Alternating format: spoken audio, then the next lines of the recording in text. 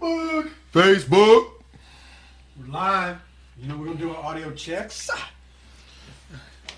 Make sure. I don't know if the buzz is fixed, Colin. To be honest, I tried. I don't know. You did a new mic check thing, and I'm gonna do today. I'm gonna try it out. I don't even know if I can do it. I got. Oh, I like it. I like it. I'm gonna throw a little curve. Yeah. You threw a mic check, and I was like, oh, I like that. Okay, I'm gonna try it. You ready? I'm gonna try it. It's gonna be the first thing I do. So you'll know when we go live, like we do right. Yeah, I mean, like mic check, or when we do start the actual episode. Mm-hmm. Is you talking about when we actually start the episode? No, I'm gonna give that sound right now. You ready? Yeah, I want to hear it. This nigga did this. You know what I'm saying? Like the word remarkable means something that is worth remarking again. As soon as he did it, I was over here making notes. I went, what was that? So, okay, here comes. You speaking Swahili? What the fuck? Yeah. So, okay, I'm gonna play the audio back through just to see if we've got buzz or anything. All right. Okay, here comes. You speaking Swahili? What the fuck? So it's clean today. So okay, I'm gonna play the audio back through just to see if we've got buzz or anything. Okay, so why do we have random things that you can't understand why it's one way, and then you do the same exact thing, same setup, and then it's different? I'm going to share this to you and me. All right. And then we'll start to share on your timeline.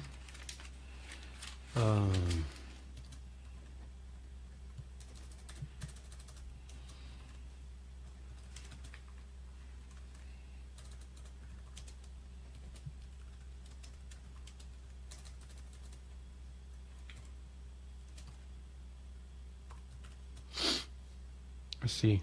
I need to tag you, I guess. I don't know, man. I don't know nothing about none of that shit.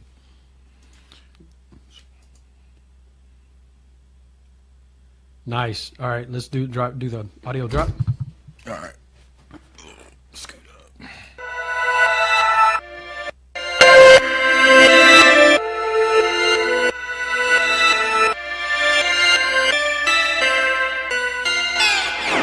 This is Scott. This is Colin. And we are Two Rational Bastards.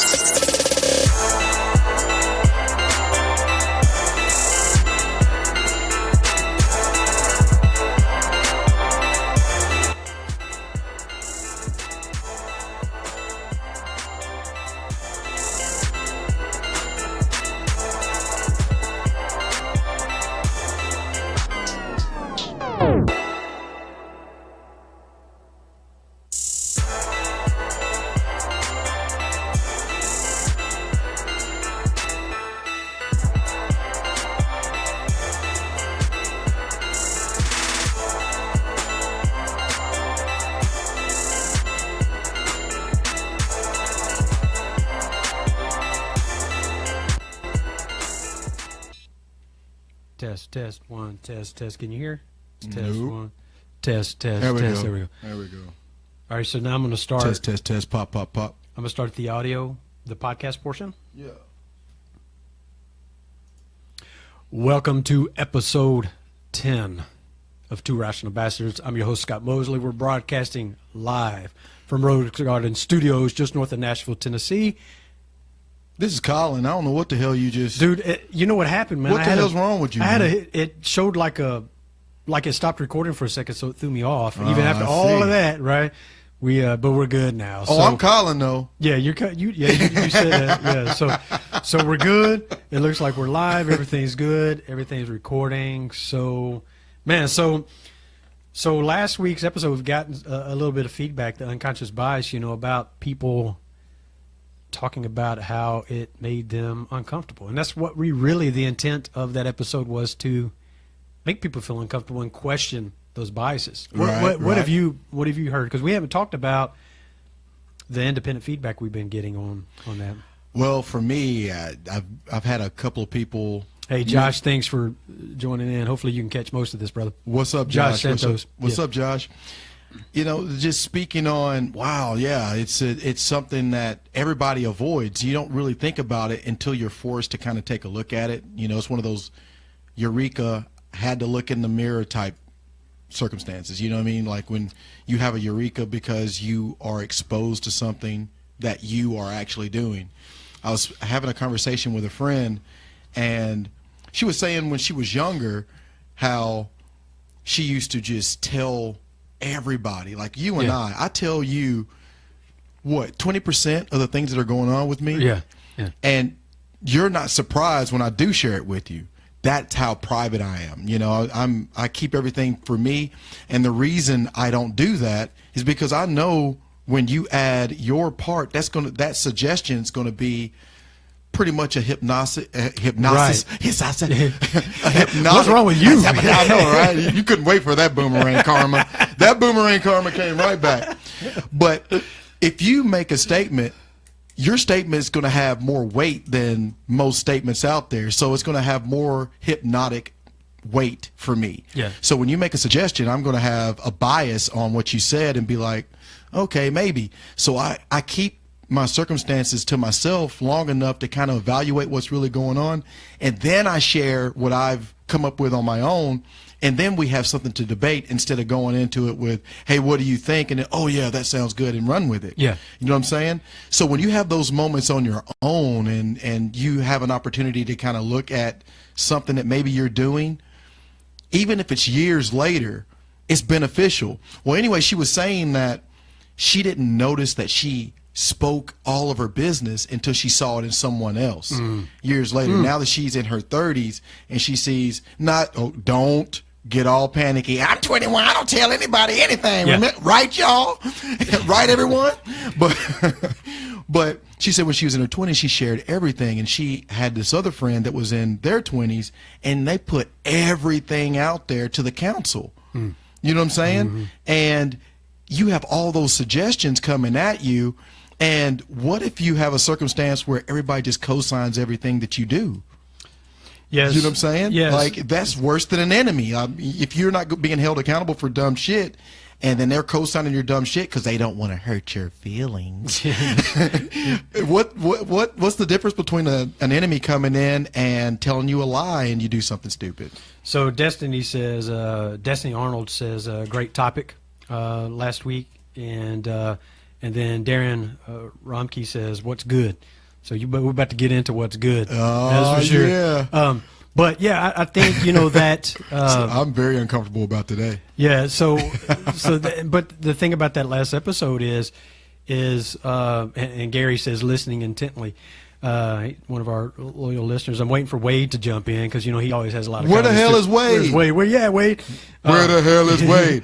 Where the hell? But I think it's funny how once when you raise your awareness to something, anything, it could be anything. It's just like we've said this before.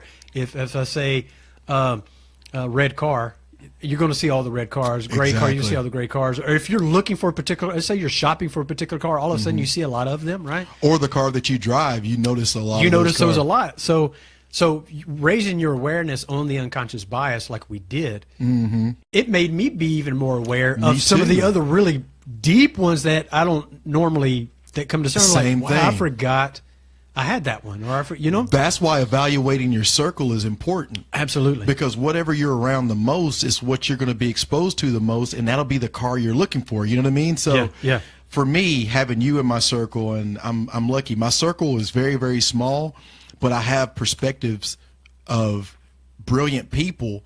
Not to say that all the motherfuckers in my circle are brilliant, but it has variety.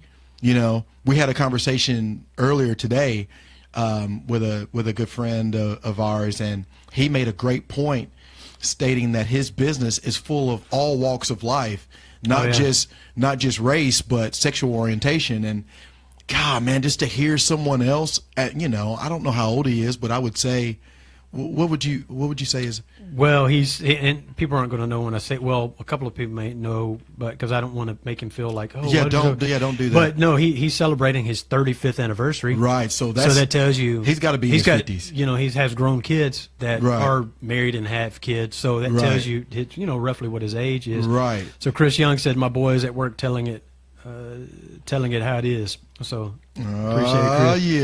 Yeah. But so I mean, You're exactly right. I mean, it raises your awareness. So I think that's why it's important to really navigate and unpack those discrepancies that show up in your life more frequently. When they do, don't just dismiss it. Say, you know, it may make you uncomfortable, whatever it is. Right. Pay attention to it. And something that we said this on another episode about if you and I ever became president, who in the Lord would elect us. But just saying, like, if you became president, you would surround yourself with different opposing minds Right. to challenge your thought, not to argue, but Right. you're stretching me, and I didn't even think to look at it that Right. way. I would want someone who was gay, someone who was a feminist, someone who was, you know, more of a proactive person in the community, and someone who was just massively business oriented, like a variety of different things out there. If you didn't do that, how would you know when to really engage in topics that might be important to a large group? I mean, I didn't know anything at all about this topic today, and it's kind of changed me in a week. Yeah. In a week. Yeah. You know, I'm conflicted. Yeah. I am authentically afflicted. Like, Yeah, I don't know what this means now. Yeah. You know, like what's going to be my steps now. Absolutely. So Darren Romke says, you are who your friends are, because what you surround yourself with is going to ultimately going to impact your life more than any experience you have, in his opinion. Right on, right? I pretty agree. much said what You've got to surround yourself with like-minded people that are in a direction. Didn't have to be in your specific direction, but people that are empowering. People empowering, challenging you to be a better version of you, right? And so, at least holding you accountable for the stuff that you do, or challenge you on stuff that might be right. No doubt. So we always, kind of start off with a quote, and this ties directly into kind of the DNA of a lot of things we talk about. This is my simple religion. There's no need for temples, no need for complicated philosophy. Our own brain, our own heart is our temple. The philosophy is kindness. The Dalai Lama said that. Right. So it's true, right? We make our own heaven or hell, right? Based on exactly on mindset. I love it. So today's show is going to be. Tell the title. So Destiny says, holding yourself accountable is the most difficult and beneficial I've ever learned in my 33 years. My favorite quote to live by nowadays is, never pass up the opportunity to keep your mouth shut. The topic of today is sweatshops, and we're cool with it, right? We're cool with it. We're cool with it. So you'll see, and we're all actually cool with it. Yeah. Aren't we?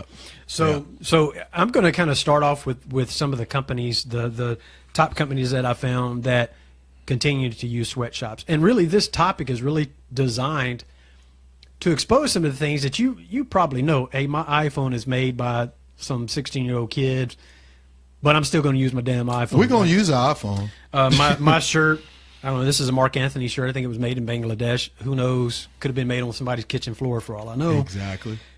What do you do? So you're conflicted. So really it's about exposing that and bringing that topic to the forefront in some of the research that we've done. But also, it's also a sneaky dickery for you to look at other things in your life that you may be rationalizing in your brain that it's okay, but look a little bit deeper. You may still do the things that you currently do, but have more consciousness about how you go about it, right? Is that kind of what we're trying to do? Exactly. Roughly. So I'm going to start with kind of the top companies that we ran across, that I ran across. Some you may know, some you don't. Some are overseas companies. H&M, Zara, Forever 21, Urban Outfitters, Alda, which is a shoes company, Gap, which also owns Old Navy and Banana Republic, Primark, that's a big UK-based company, Adidas, Victoria's Secret, Uniqlo, which is a Japanese company, and then, of course, Walmart. There's a whole host, a list of other companies that do.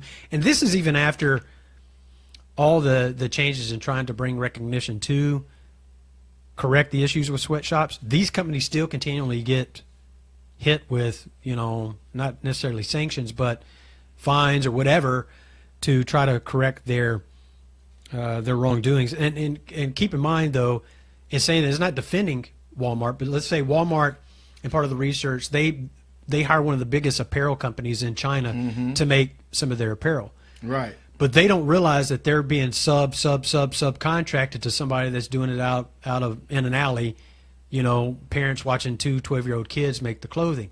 It's hard for them to control that. They can do it in Mexico and the United States, but you get in these third world countries and other countries that don't have these strict requirements. China, in countries like that, if you are an activist against clothing or labor rights or anything like that, you can be fired. Right. So it's against. There's our intern letting us know that somebody's at the door. Yeah. That's Rex. So those are some of the top companies that continue to use child labor and just continue. Not really trying to do much about it. You want me to close that? Yeah. Okay. And go ahead into your topic. The funniest thing about some of these companies, he's speaking about some of the companies that try to make changes and make sure everything is done incorrectly. If you want to talk about correctly, even the best circumstances, you have Bangladesh, 13 cents an hour. China, 44 cents an hour. Costa Rica, $2.38 an hour. Dominican Republic, $1.62. El Salvador, $1.38. Haiti, 49 cents. And I'm gonna skip down to Vietnam, 26 cents. So I made sure I mentioned all of the companies. Oh, I'm sorry. Honduras is $1.31. So is that much? There's only 4 companies that are over $1. And if you'll notice, the highest paying area is Costa Rica with the $2.38. So even if you have someone who's trying to stay within all the sanctions for a sweatshop, the most you can possibly make is $2.38. And that's on the very high end, because that's the high end. You probably mentioned China and some of the other 25 cents. China is 13 cents. Yeah, 13 cents for the children. The adults get double that, so that would make about 25 cents. Right, and the children aspect is well, and a lot of times they're being supervised by their parents. Well, 250 kids. I'm sorry, 250 kids. Well, that ain't that bad. Or we can go ahead and save them. 250 million kids are under this regime. And what a lot of people don't understand is there are some of these companies that are affiliated with drug trafficking, with human trafficking, where they exploit kids and trick kids into this lifestyle, and they can't leave. Exactly right. So there are some companies here in the United States that you can support. Some you may not have heard of, but you can search them up. That in my research that I found, that one, either 100% made in the USA by U.S. workers or whatever that paid a good wage, decent health insurance, work normal, what we consider normal here in the United States. CNC, California, American Love Affair, Canna Collection, which is made in New York City. All right. Lulu's, which women will be more familiar with this line, but they have a section on their site that is completely dedicated to Made in the USA. Right. ModCloth, same thing, have a section on their site. Over 2,000 products I found in my research. Also, the thing about ModCloth that is kind of unique, they really support and champion independent designers. So they don't necessarily try to go after the big names. They get these independent designers that are here local, really trying to do things. Right. The only department store that I could find any where they have a dedicated section or anything that says, where you can differentiate Made in America, Made in the USA, Nordstrom's. They have a section within Nordstrom's that is totally dedicated to Made in the USA. So if you really want to speak with your dollar, Nordstrom's is the only company I could find. Wow. That did that. They also, what else I was going to say about Nordstrom? But so they made a conscious decision. I mean, you've got, I don't want to knock them, but this is just what they do and how they practice business. Right. Macy's, all the other big retailers that have not identified or created a specialized section or given people an outlet so they don't have to go through every rack to try to find the Made in USA. Nordstrom's making it a little bit easier for you to do so. So, and you were saying something about child labor. trying to find it, and I'll probably run across it here again in a minute, in some of the research that I did, is they start, in China specifically, and we keep going to China because a lot of things are made there, right, produced. They start these kids out at 8 years old, teaching them the trade of making clothes, the parents and stuff do. And by the time they're 13, they're master tailors. 13 years old. Wow. So anyway, go ahead. So hold on. Destiny says, "Oh, how I wish I could stay on and listen today. Keep up the good work, guys. You're absolutely amazing. I'll come back later." Wow. Wade jumped on in. So Wade says, "Gotta watch Made in USA products because you can get those tags to put on products." It's true. Wow. That's another thing that he's talking about too, is, and the person we talked to earlier was in the apparel business for 20 years. Right. And I can attest to this because I know people that have gone to school to get their degree in design and whatnot. One of the things, a way that companies can get around by saying made in USA, they can have all the components of the shirt or garment made somewhere else, right, and then sew the buttons on here, or sew a tag and a cuff, or whatever on there. So then they can officially say made in USA. These companies that I named truly, from start to finish, make their products here in the United States. Right. So you're exactly right, Wade. So go ahead, Colin. I went a little long. No, you're fine, man. The thing that I don't want to think about, most of us don't want to think about, is you hear the words sweatshop or, slave work, slave labor. What you don't want to think about is the details of what that means. When you start thinking about, if you're a woman and 85% of the sweatshops are women, what they do is they force them to make sure they're not pregnant. They force them to take pregnancy tests like all the time so that they can make sure that they're not pregnant, so that they can fire them, so that they don't have to give them any sort of parental, not parental, but maternity leave. Maternity leave. All right. And then you turn around, if they work there, and I was talking about this earlier with Scott, it's a circumstance where I'm going to let you speak on that. It's a circumstance where they trick you into taking your wages, making you work these long hours. And before we go there, I want to go ahead and make this statement because these companies know how many hours that are required. Walmart, 60 hours a week, minimum. Ralph Lauren, 72 to 80 hours a week. JCPenney's, 78 hours a week. Kmart's is with an S, 70 hours a week. And Nike, 60 to 84 hours a week. So are you saying this is what the average hours in the sweatshops for the employee? That's the average hours if it was a company that tries to do everything correctly. Mm-hmm. But here are the circumstances that are a reality for most. The reality for most is that you are forced to work sometimes 72 hours without sleep. Okay? Now, they have housing in these big huge dorm rooms. This big, it's like the whole company.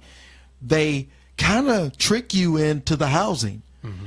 You can only turn on one fan in your unit, or they will deduct more than you can keep up with, and they take the rent out of your pay, and then based on the electricity that you use, they deduct that.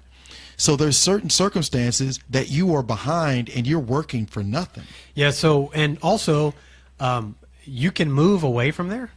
Yes, but they will still charge you for rent. Still charge you the rent. So what you were saying a minute ago that I'll tag into about the pay, we run across some research that there are people that are paid 25 cents an hour, 13 cents an hour, and some work for free. What that's referring to is, just like what you just said, they get you into this cycle to where, oh, I've given you a quota. You're supposed to make 10,000 shirts by this amount of time. Right. You miss it by 1 minute. You didn't make that, so now you owe me time to make up for your quota that you didn't make. So that's why you end up working for free. So they get in this cycle that they can't get out of. And they're always in a debt to the company. And then when they leave, they're still deductible because the laws in that particular company does not allow that to be severed when they leave. Right. They allow that company to continue to have their long hand in their pocket to continue to collect until the debt is paid, no matter if they've... They'd have to move to like the U.S. for that to be severed or whatever. Right. But anywhere there, it's still going to be dipping into their pocket. So, well, this is the despicable part. The punishment that they're allowed to induct on these people are sexual, physical, verbal. And what can you do? And if someone comes in and they come pretty often, but they come in and they kind of, the word eludes me, but they come in and they inspect. Inspectors. I was looking for the word expect. Yeah.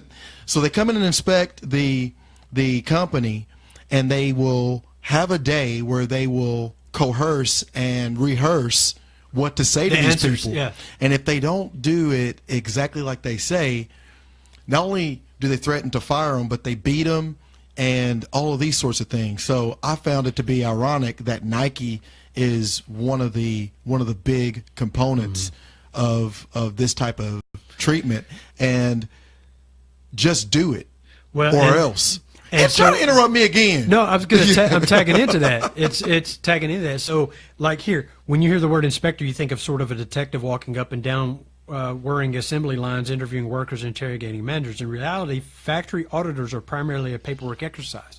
Inspectors typically spend 1 day, 2 tops at each factory, mostly in the back office, checking timesheets for shifts, links, birth certificates for child labor, pay stub for wages and overtime. Right. And they're so damn rehearsed in their answers. They have found, there's documented studies on this over and over and over. They're so rehearsed. They're answering before the question is even asked. What time do you start? 8 hours. I didn't ask you that. Right. What time do you start? 8 hours. They're so conditioned to answer, I only work 8 hours. Right. That's their answer to every question that they get. Right. So they say in a survey, Chinese auditors referred to their work as a cat and mouse game. Auditors tell me arriving at factories where the owners play a song over the loudspeakers as a signal to shuffle child laborers out the back. No, wow. So, and then speaking of Nike, they did some things like Mexico. They put up a plant there to have things made, and of course the Mexico labor laws are much different there. They impose things. You're not doing it right, we're shutting you down. Right. Much like the United States would. There, what they found is that this professor at Brown University examined 10 years of Nike inspections. He says Nike was doing 2 kinds of audits, one mostly based on paperwork and the other incorporating the impressions of its staff after visiting factories. From 2001 to 2005, the paperwork audit showed that working conditions in almost all the Nike suppliers were steadily improving. That's what the paperwork showed. Right.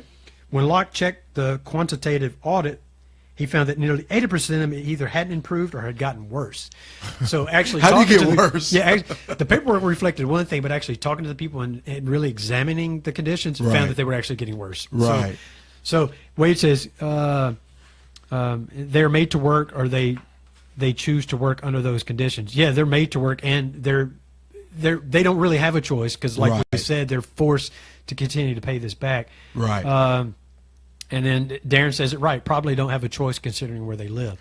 So well, you can make the choice, but you know there's going to be very harsh penalties.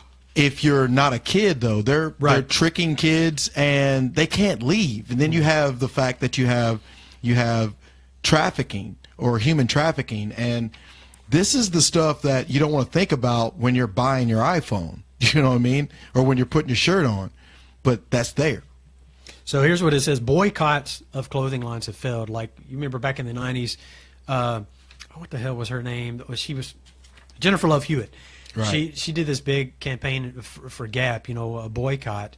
And what they say in boycotts have failed. Our clothes are being made in ways that advocacy campaigns can't affect in places they can't reach. Right. Just like I talked about moments ago, how Walmart, they hire this one company. They have no idea the subcontractors that are doing all the work, and it's hard for them to control that. I can't imagine the heads of Walmart being okay with child labor. I just can't accept that they're okay with that. But there's not much. What I'm saying is, on the surface, right? The one company they hire, they know you don't have child labor, but I can't control who you subcontract because you don't tell me about it. There's no paperwork or trail that I know about. Come on. Right? No, I mean, I'm just saying. I mean, I'm trying to. Yes, you know what I'm saying. Yeah, I mean, I get it. I get it. I implore you guys to go out there and look at a documentary on YouTube called "Life at a Walmart Sweatshop." It's about a couple. It's it's about a couple that is giving you a bird's eye view of the circumstances that they're in and how it's almost impossible to get out of that loop. But yeah, I hear you, man, but I don't know. I just feel like it gets down to, you know, it's just a gray area. Yeah. And we've got to navigate it the best way we can. And some of that is taking ownership in the fact that you're involved with something that's extremely shitty. Yeah, absolutely. So there's a story, and here I'll read this, and this again talks about how they have these rules in place that these factories, you know, on the surface try to follow when the inspector comes in, and it goes out the window when they leave. It says, if you've ever been to a corporate social responsibility conference, you've undoubtedly heard the story of 3 fire extinguishers. The way the story goes is an inspector was walking through a clothing factory in Bangladesh and noticed that it had 3 fire extinguishers on the wall, one right on top of each other. So you imagine them being stacked like this, the fire extinguishers. He asked why, and the manager of the factory told him, we get audited under 3 different standards, and they all require us to have the fire extinguishers at different distances from the floor. We got tired of moving the fire extinguisher every time an inspector came, so now we have one at each height for each inspection. How completely stupid is that? So they comply with that so they can get the check mark of factory complies. Right. They have a 99% rating, but it's for shit that doesn't matter. Right. They're not looking at the working conditions. They're looking at that stupid stuff. Right? Exactly. Now, don't get me wrong. Fire safety is whatever, but it's the human conditions that these people are working at that is more important. So, but let's think about this for a second. These are companies that are trying to comply. This isn't even covering the companies that are out there under the radar that is in back alleys and these subcontracted areas that are so despicable that you don't even want to think about it. I mean, they can sexually, man, it frustrates me. Like, I don't even want to think about it. They can literally beat you, walk by your station, they've had a bad day, beat you to a bloody pulp, and if you report it or go get medical attention, you're fired. Right. And then you still owe that contract to that company because you are in debt to them to a certain degree. Yeah, absolutely. In certain circumstances. So in the 90s, here's what it says. Brands produce 2 to 4 fashion cycles per year. Big orders coordinated by season, planned months in advance. These days, there's no such thing as a cycle, only products. If a shirt is selling well, Walmart orders its suppliers to make more. If headbands inexplicably come into fashion, H&M rushes to make amends before they go out again. Think about the finger spinner things. Now that you see all the kids doing, they're flooding everywhere. I mean, there's millions of them. Yeah. Okay, this flexibility means that factories have to compete on the number of clothing lines they can produce and how quickly they can switch from one to another. Chinese manufacturers that once made 4 products at a time now make 300 products at a time. Right. There's a Honduran supplier that used to have around 2 months to prepare orders for Western brands, buy fabric, cut T-shirt shapes, and sew them together and send them to stores. Now they get 1 week to do that, or they don't get the contract. Right, Guess what happens? right. They go out of business. So you understand this. They're in a way, you almost can't fault them because it's like, what do I do?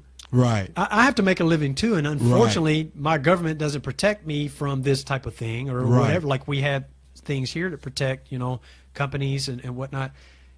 So they're kind of forced to have these type of child labor things to meet these orders, or they go out of business. Right. Then what are they doing?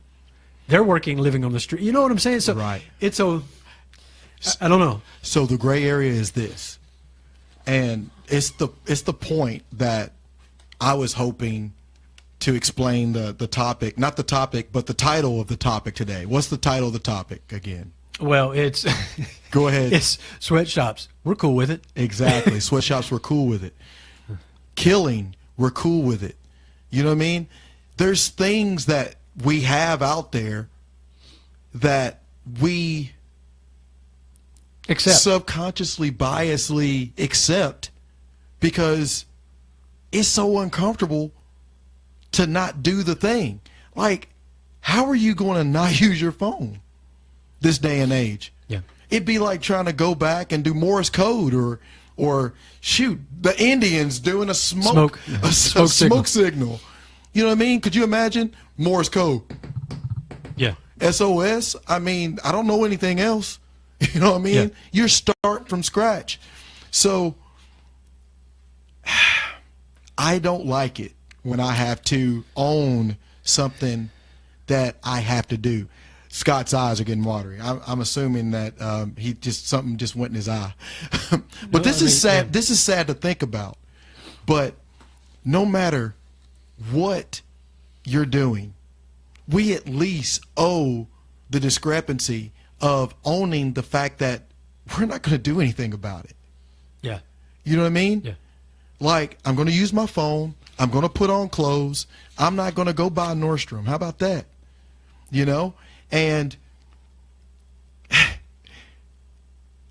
that's where the language gets unique.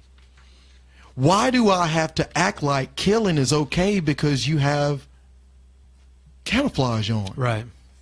What makes that different? I would respect you more, Sergeant, if you're training me and you're conditioning me. We've got to condition you so that you go out and do something that you moralistically do not want to do. You know what I'm saying? Yes, we know thou shalt not kill. Yes, we know blah, blah, blah. But the gray area that we live in, we have to go kill to sustain our way of life. Just own it.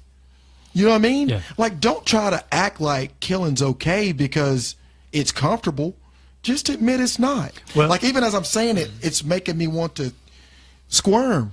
But that's just what it is. Yeah. So and this brings me to something kind of lighter. With all the Nashville Predators hockey stuff going on right now, it's amazing, right? We made it to the Stanley Cup. Yeah, go Preds. I watched it. It's amazing. What a team.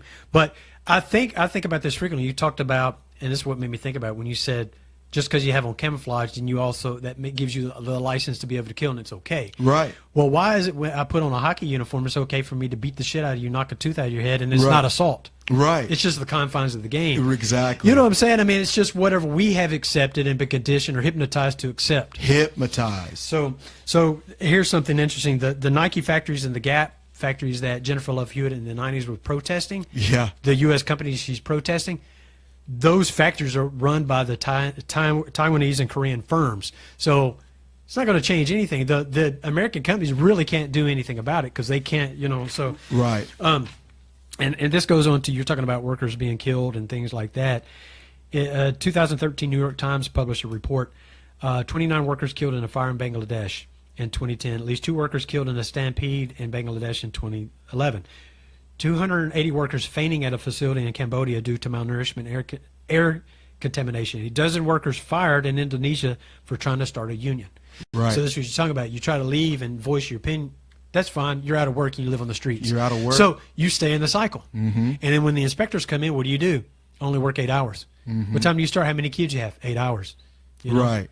What's your name? 8 hours. That's your answer. Right. Because if not, you're fired and you're living in the streets. So. And those working conditions in this documentary that I suggested, it makes you almost ashamed of yourself for being lazy at any point in time. You know what I mean? You don't have to go out and be an entrepreneur or even go out and get an education to where you can do some sort of job.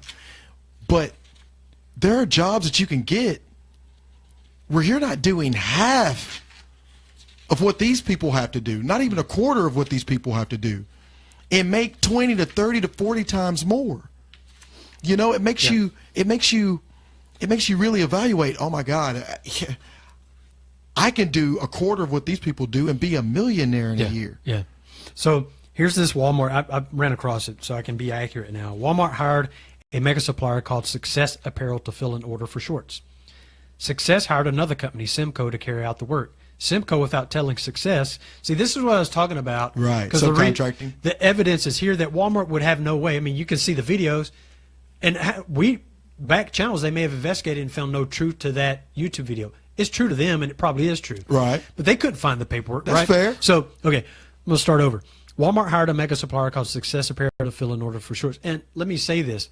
We all know that Walmart for years has hired Chinese child labor they've known for, and they've tried, they still have tried to make as much of an impact to change that as possible. Right. Whatever. So Walmart hired a mega supplier called Success Apparel to fill an order for shorts. Success hired another company, Simcoe, to carry out the work. Simcoe, without telling Success, much less Walmart, subcontracted the order to a Tazreen's parent company, the Tuber Group, which then assigned it to Tazreen. Two other sub contractors also placed Walmart orders on Tarzine, also without telling the company. So you see how you can't track it. And see, I'm going to take this opportunity right there to be like, fair enough, man. Like, that was shining light on my perspective. Like, I felt like they probably don't know, but it is possible for them not to know. You know what I mean? Absolutely. And if they did know, they took the proper step. What else can you do? You have a business to maintain. So even though the area is gray, how can you approach it? I mean, there's really... Yeah, so what do you do? So I'm going to get to that here in a second in this research. So not so long ago, laborers in Brazil who made pig iron, interesting, I didn't know that it was called, an essential ingredient in stainless steel, lived in hopelessly grim conditions. They would set up a clearing in the Amazonian forest, burn the trees to charcoal, sell it to smelters, and move to another clearing and start over.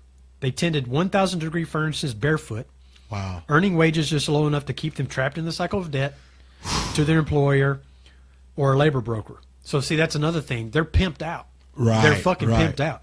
So, Right.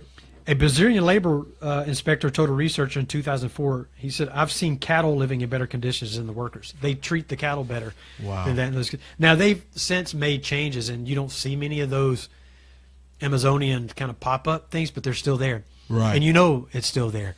You know, so anyway. Yeah, I honestly, like I said earlier, going into this research made me cringe. You kind of know, but until you get into those details, that amount of accountability, it makes me almost want to say, I'm sorry for all the people I said, you know what, take a look in the mirror and make sure you hold yourself accountable. Yeah. Because what does the universe typically do? It gives you an example of why you need to be empathetic. Mm-hmm. You know what I'm saying? Why you need to show grace to those people. Because some things are so uncomfortable that you protect yourself by not addressing it. Yeah. And you just fucking put those clothes on and you text and evaluate Facebook or whatever outlet you're looking at, and you keep it pushing without thinking about another thing. So it's interesting that this really ties into the unconscious bias, right? It really does. It's a unconscious but also a conscious decision we make you may not think when I pick up. So I have an iPhone over there, Right. and I have an Android Samsung here. When I'm texting, I don't consciously think about that every time. Mm-hmm. But occasionally, Right. this was made in a damn sweatshop. Exactly. So, but what do I do? Exactly. I mean, you're not going to, and with that title, we're cool with it. Doesn't mean we're cool with it. No. But our actions, I don't believe what you say because I see what you do. What does that mean? Yeah. So yeah, our actions are co-signing them doing. You know what I'm saying? Your actions are telling the truth about you. Exactly. I don't have to listen to you tell a lie when I can see that your actions are the contrary. Mm-hmm. I don't even have to say anything else to you. Just sit back and watch you. Well, to hold yourself accountable in that mirror, how uncomfortable would that be? Blah, blah, blah, blah, blah. And your actions are to the contrary. Well, I've said this in the past. And don't, let me finish the statement. Is on Sundays, Christians become some of the biggest hypocrites. Why is that? They go out to eat. But they also say you're not supposed to work on the Sabbath, where you're supporting people. So you're consciously making that choice, and you see what I'm saying? So we all do it. So Right. nobody's immune to this child labor, the sweatshop issue, right? It's a million different things that we do that Unless- way. unless- That gray area, I'm simply saying this. If we address the gray area more, there'd be more grace that would have to happen. You know what I'm saying? Because you wouldn't have the luxury of, I don't know, staying comfortable while there's a child labor situation and sweatshop situation and people killing. You don't want to think about you're co-signing that and you're okay with that. But the facts are there's more gray than black and white areas. Yeah. So It's not cut and dry. So, but going around these government, this is kind of a punch into this article, and I'm going to post this in the show notes. But going around these governments won't solve any problems either. One theory on why last year's Ebola outbreak was so bad is that local hospitals, after years of being bypassed by international NGOs, didn't have the training or equipment they needed to treat their own communities. For decades, we've been doing the same thing with factories. In the 90s, while we're telling Western companies to audit their suppliers, the World Bank was telling them that the government inspectors didn't need to do it anymore. Right. So listening to consumer advocacy campaigns, you'd think our only influence on developing world is at the cash register. And here's what I'm saying. This is kind of saying, what do we do? Right. This is in a way to kind of open up your thought for it. We're not going to shop ourselves into a better world. Advocating for boring stuff like complaint mechanisms and formalized labor contracts is nowhere near as satisfying as buying a pair of fair trade sandals or whatever. Right. But that's how the hard work of development actually gets done. Not by imploring people to buy better, but by giving them no other option. Right. See what I'm saying? Right. So stop having your shit made there. It's only made here. People don't have the option now. That's the only way you can effectively force this change in this sweatshop stuff. Well, In a major way. in a major way, and some more stuff people don't want to think about. I was hoping there'd be a way that we can lighten this up somehow, but it's just not going to happen. If you're listening to this It's what it episode, is. you're going to be uncomfortable. I'm uncomfortable, and in those uncomfortable moments, that's where we what? That's where you grow. That's where you grow. When you experience something you've not done before or something you haven't thought about before, one of the main reasons it's uncomfortable is because it's new to you. There's shit that you've done in your past that when you started, it was super uncomfortable and you were horrible at it, and now you're a genius at it. You're a master of it. So just think about this in that way and try to keep your mind open. But in slavery, and I remember when I first discovered this, I was like, really? I thought just everybody had at least one slave. But the reason the South wasn't 100% for slavery, guess what it was, Scott? It took away the income and the employment of just the normal person. Yeah. How are you going to farm your own land and compete with this plantation over here? Right. And you can't afford a slave. So it's funny. It's the same. It's the same thing. So these sweatshops, what are they doing? They're taking away the legitimacy of a real employer to employ people that are probably out of work. Yeah. And then you go a step further. Everybody is like this war on crime. And the 13th Amendment, it clearly states there will be no slavery unless you're incarcerated. So now you can contract out this labor and pay these people, 13, 14, 15 cents an hour. Sound familiar? So that is taking away all this. We incarcerate more than every other country combined. Exactly right. Combined.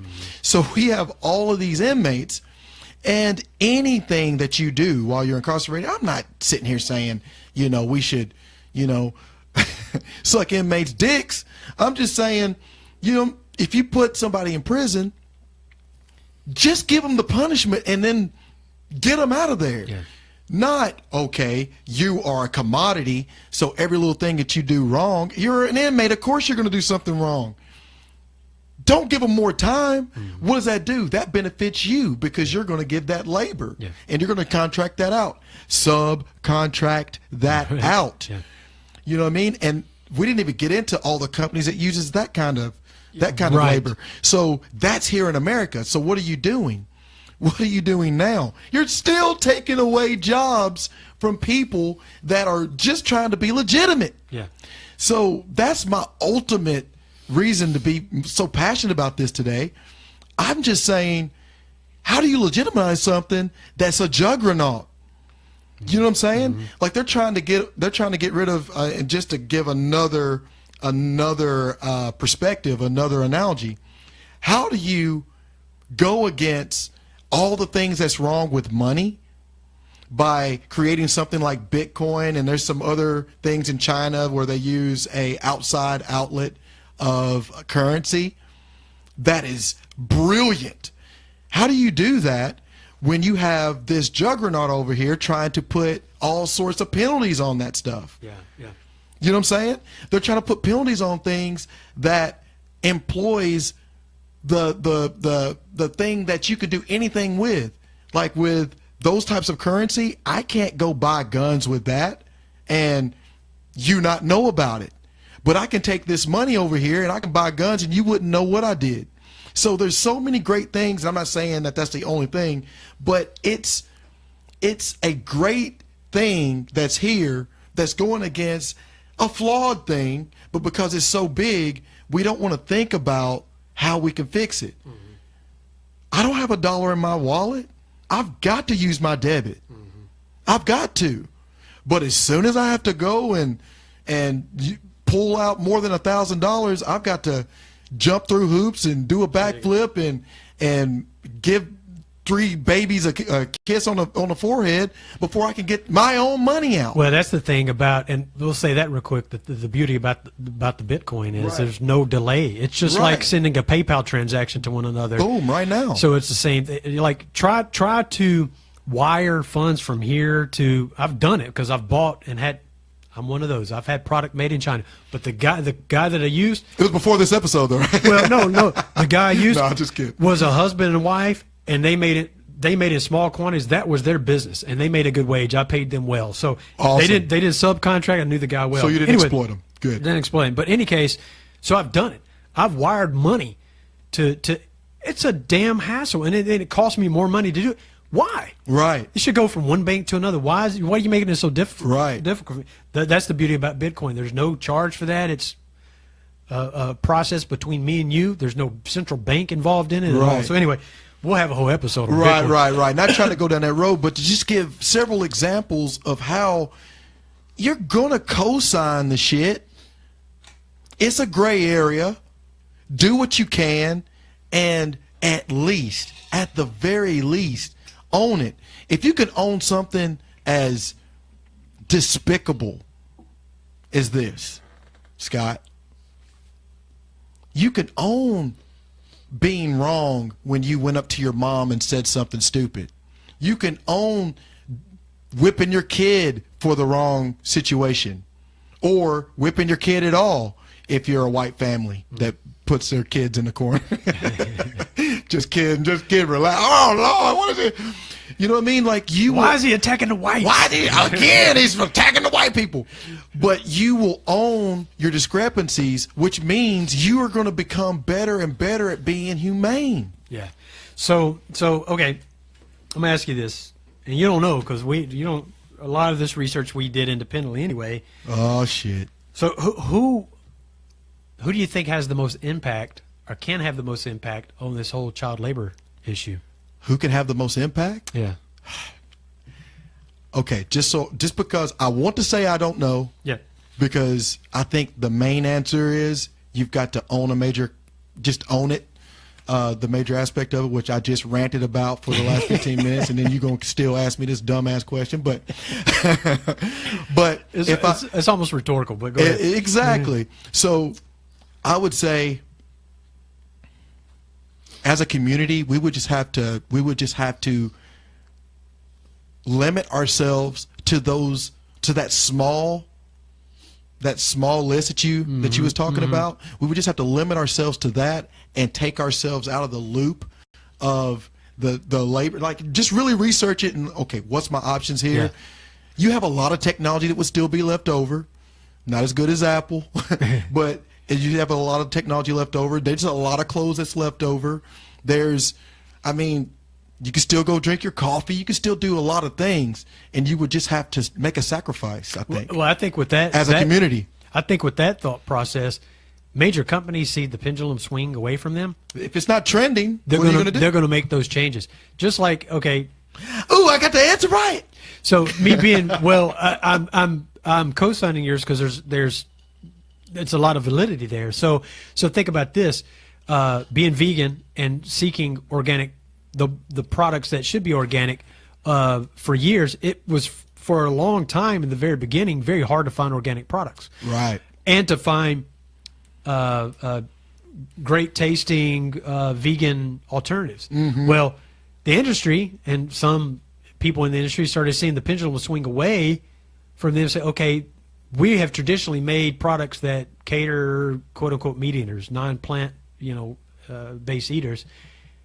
Oh, we're losing the big market. Where are they going? They discovered we need to make products for this group of people. So adding on to that, we as consumers, although this talks about not necessarily at the cash register, but they see large amounts of people moving away to other companies that do it the right way, guess what they're going to do? They're going to find companies that do it the right way or have much more control over that. That's brilliant. So okay, let me say this real quick. Another ownership thing. Scott, how long have you been a vegan? Oh, God, that's a good question. So probably 8 years. Okay, 8 years.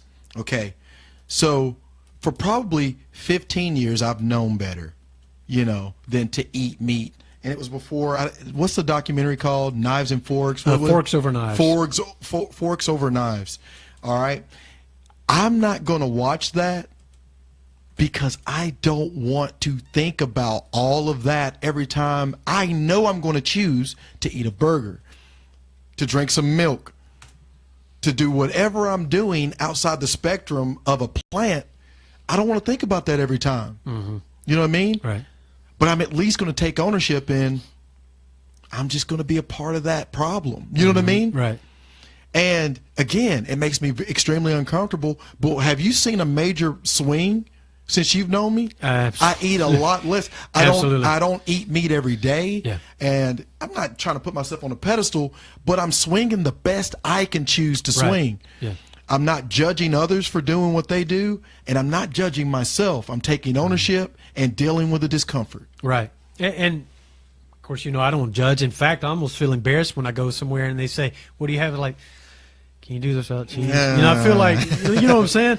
One, I don't want to be difficult. And two, why do you do that? Yeah, why don't you eat cheese? Well, I'm vegan. Oh, you're one of those. No, that's why I didn't want to tell you. Exactly. What do you mean one of those? I hate it when I'm out and somebody's like, why don't you drink? Like they assume that I'm AA or something. Not that there's anything wrong with that program. No. But no, motherfucker, I just don't want to drink anything. I don't like what it feels like. Why I gotta give you my documentary? Like I don't like because you're uncomfortable with it. You go on and drink. Like when you order, I don't care. When you just ordered a rack of ribs, oh, you're one of those. Yeah. You just said that to make yourself feel better, bitch. Shut the fuck up before I smack shit out. That's just what you want. I choose what's right for me. Eat your ribs. Right, eat your damn ribs.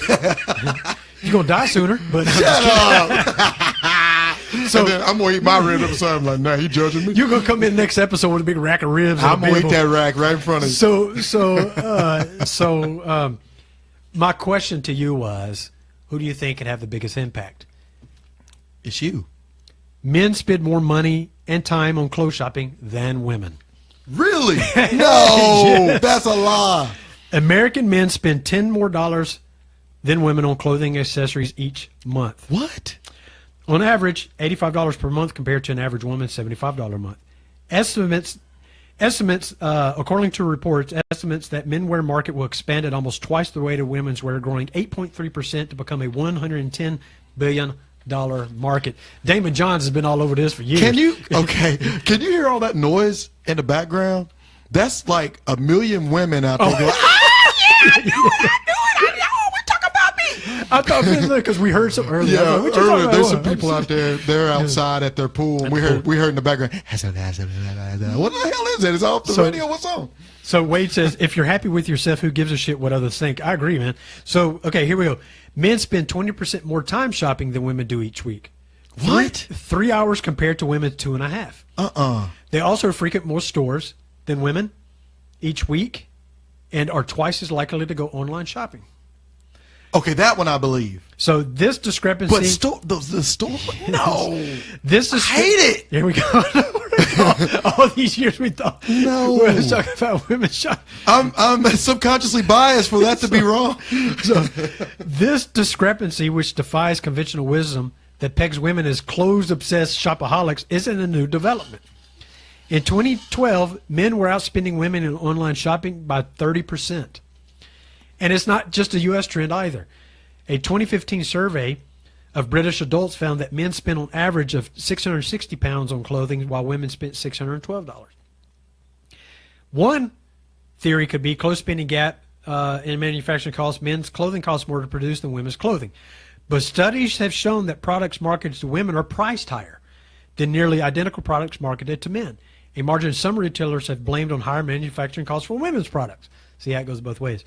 A simpler, more likely explanation is that men make more money than women, so they can afford to buy more or better quality apparel. Okay, but there are few cheap outlets for menswear and fewer retailers in general, which enables each to charge higher prices. There's also the matter of workwear standards. Men have fewer acceptable clothing options for business attire, usually some combination of suits, slack ties, and button-downs, while women can be more creative with less expensive separates. So, unfortunately, Colin, we spend more. We men as a whole have the power to make the change. I was hoping to find the research that say that fact. The women, but it's us. It's That's weird. That's weird. It's men that have the control. So it's so funny because LeVar Ball has one of the most expensive shoes ever made. It's like 2 to 3 times more expensive than the most expensive shoe, which would be Jordan's right now, and then the not so close most expensive would be LeVar Ball's Baller shoe or whatever. Big baller brands. But he said he does not market to women. This explains that's the thing. He's like, men purchase more than women. I was like, no, that's not true. And here you come. I'm like, I'm making up theories in my head and hoping they're true, and then here you go, just destroying my little image. Wade says online romper shopping should be going up this season, both genders. Oh, all genders. So, so have you seen the men's rompers? Oh my God, it's so bad. To see a male camel toe, that's pretty gross. Oh, and okay, next week on Two Rational Bastards. Oh. It's so funky looking, man. I don't know. It's like, it's like what you see people dressing their sons in the little sailor romper suit. It just looks corny to me, man. I don't know. Whatever. If it's your thing, it's your thing. But you won't see me in a romper. If you do, get somebody to check me. Somebody's drugged me or done something to me. Something's wrong. That's an imposter. Yeah, right. But yeah, so we have control, man, and I could do an episode on LeVar Ball alone, but we won't even get into that topic right now. I don't. He's not worth my breath. I'm sorry. I hate that we even put him on recording on our show. But. Oh, whatever, man. It's one of those things where I don't have to agree with everything that you're doing, but there, in my opinion, you see, we don't always agree. Yeah, there is some validity in some of the ways he's moving. And it goes into what we're talking about here in this episode. Not everything's going to be black and white. There's going to be some gray. And what's the difference between getting a major deal from Nike or some of these other companies or creating your own brand? So, yeah. That part I don't have a problem with. Right. Okay, cool. At all. I mean, cool. So that's what I'm saying. Like, there's a lot of things that he's doing I'm just like, are more than questionable. But, man, I would cry. I would have cried if I could have seen my dad at one of my football games, yes. one of my meets, anything. Yeah, all those things. Obviously, I don't have a problem with. I mean, I go to all of my daughter's gymnastics things. Anything I'm involved with the kids. We're all about capitalism. Creating business. We've talked about launching shirts and things like that. Right. I'm all for that. It's some of the other stuff. Yeah, I know. You know what I mean? So, I know. I'm all for that. So, okay. This is May June 13th. Yeah. We have a guest coming on. It's going to be a Tuesday. And what happened is, here's what happened. They reached out to me and said, "Oh, I remember you're into health and fitness, right?" I need some advice. Overall, you know, I'm X age. Overall, I'm in good health, but I'm having some challenges. I'd like some advice. So I shot him a message back, said, okay, let's talk. I said, oh, better yet, how about you come on the show and we do a full diagnosis of we're not doctors. We don't pretend to be. No. But we know what works for us. We understand nutrition. We study a lot about nutrition more than the average person does. Right. And I said, how about you come on? We talk about your health things, and that will give us an opportunity to then also talk about a lot of the health-related things we want to talk about, like combining certain supplements. Like a lot of people don't understand that if you take turmeric root, you also need to take black pepper. Exactly. Or it's not as effective. So it's things like that people aren't aware of that we can share. Right. It'd be a slick way for us to talk about health and nutrition, but also helping somebody with their... So immediately he answered back, said, I would love to do it. Right. So that's June 13th. Between now and then, I still have conversations ongoing about having another guest. I don't know if you've got something. No, I just wanted to mention on that topic, I never... I say never. I've had maybe never say never. I've only had maybe 3 or 4 headaches in my life. And this morning on the way in, I was having some pressure under my eyes and the back of my head, and I realized I've been eating super well. I've done several fasts this week, and I was like, man, I should be feeling amazing right now. And I realized I didn't drink that much water yesterday, and I worked out twice and was sweating a lot, so I was like, maybe it's the hydration. I put my distilled water up on the table here so you can see that alkaline water is super expensive. Yeah. Super expensive. Make your own. Right. Distilled water has no minerals in it, and it's slightly acidic. We're talking 7 is alkaline, and water is like 6.5. Yeah. 6.5-ish. So by the time you put alkaline Himalayan salt in there, it's already pushing the alkalinity. Himalayan sea salt is alkaline. Pink and then you're also raising the mineral content, which is organic. And then you go ahead and put sodium bicarbonate in there, which is, Scott? Baking soda. You put like a half tablespoon of sodium bicarbonate or baking soda in your water. Now it's alkaline. This is about 7.5, almost 8 alkalinity, higher than half the stuff that you can get out there for more expensive, way less ounces. This is a gallon, which is 126 ounces. Anyway, the experiment that I saw about 1.5 years, 2 years ago was a guy had water, normal water, and alkaline water. He took a tea bag, put it in both, that room temperature. This one over here, you could barely see any tea in it. This one over here, it dispersed out into the water, almost like the tea was exploding. Excellent. So the alkalinity hydrates the cell 35 more times assertively or optimally. Yeah. You are on a higher hydration. So I was just like, okay, my water's alkaline, and I drank about 24 ounces and then took a couple more swigs, and I was like, maybe it's a placebo effect because the pressure went away, and then the pressure came back a little bit. I drank about 8 to 10 more ounces, and I felt great. But the uptake in the cell, because you did that, would make sense why it reacted so quickly. So quickly. Because think about on the microscopic level what that did. You know what I'm saying? So that's right. And when you amazing. put salt in your water, and I'm saying this because, you know, it just ties into what you just said. When you have the mineral content, how it shows up in your body, and you have the hydration of optimal hydration that you need, not just your brain works more efficiently, but your whole entire body. Yeah. You know what I mean? Plus, cancer and other diseases hate hydration and hate oxidized situations, and they hate situations where there's not a whole lot of sugar in your system. So I just did that to let you know just one little thing that you could do is alkalinize your own water and drink it how it shows up in the cell. Yeah, absolutely. So I'm going to finish and then let you have the last word.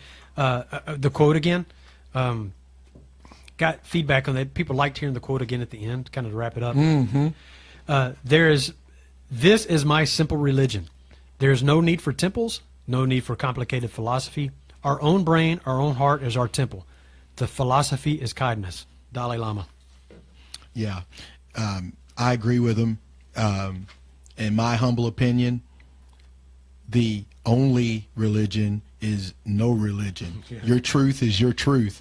And as things show up to you and you understand things at your own pace and apply that, that's personal development. Yeah. And your personal development is personal. Yeah. You might not understand that. Hence the key word personal. Right. Shut the fuck up. he's like Captain Obvious sometimes. I want to punch him in his motherfucking chin. But when you're out there and you're applying your own perspective, it's not wrong. It's not right. It's just you. And there's nothing to compare. There's nothing to go up and dispute with another person if they're doing the same thing. That's why grace is so important. I show you grace, you show me grace, and we learn at our own pace. Yeah. Well, you know why I do that sometimes when I state the obvious? One is to be a dick sometimes. Yeah, you're a dick. But two, it's because people are so conditioned to hear things that how many times you had conversations with somebody, they go, yeah. What? Wait, what'd you say? Dude. So I say it to kind of emphasize. I know, but I still gotta be. No, I think it's funny.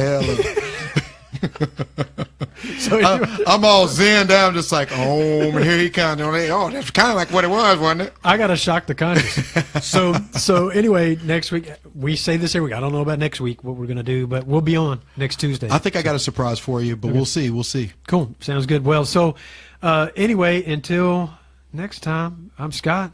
It's Colin. Out.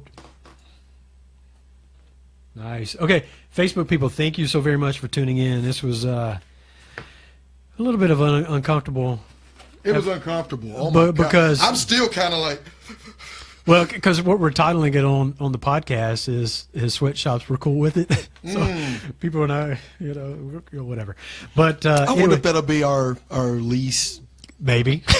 You know what I mean? Like, maybe. It's like, oh, man, they cool with Sweatshops. Fuck them. Fuck them. We'll have like one download. That's what, you know what? You're only going to get one download. That fuck you. Son of a bitch. And it was an accident. Yeah. But you mad at us and you co-signing, man. Come on in here with us. So we'll see. I don't know. But anyway, Facebook, thank you so very much for tuning in. And again, next Tuesday we'll be on. Probably a little bit earlier. We started a little bit later this week. We started late. So a little bit earlier next week. We had to go get. We had to go get donuts. I ain't gonna lie. We went and got donuts. We're talking about chocolate covered. We're talking about health and nutrition, but we got some donuts. I was craving it. Hey man, gray area. That was all up in the gray area. So anyway, do you want to kill that? Actually, I'll do it. That one's a little bit more confusing. Yeah, I don't know what to do. You kill it.